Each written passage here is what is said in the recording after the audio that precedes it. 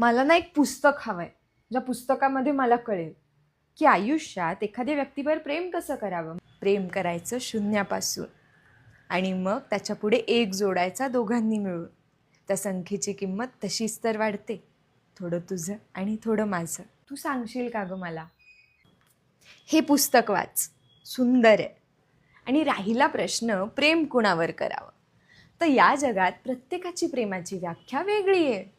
एखाद्या व्यक्तीला श्रीमंतीवर प्रेम होतं, तर एक व्यक्ती अशी आहे जिला एखाद्याच्या सौंदर्यावर प्रेम असतं. पण एखादी व्यक्ती अशी असते जिला समोरची व्यक्ती साधी राहते आणि तेच आवडतं. या व्यक्तीला तिच्या मनावर प्रेम होतं. आणि तुला माहिती आहे प्रेम कोणतं टिकतं अगदी शेवटपर्यंत? जे प्रेम मनावर होतं. किती सोप्या शब्दात प्रेमाचा अर्थ सांगितलास. सर्व गुणसंपन्न असं या जगात कोणीच नसतं. अगं फार सोपं आहे. म्हणजे जर आपल्याला कमळ आवडतो तर चिखलात जावंच लागेल ना.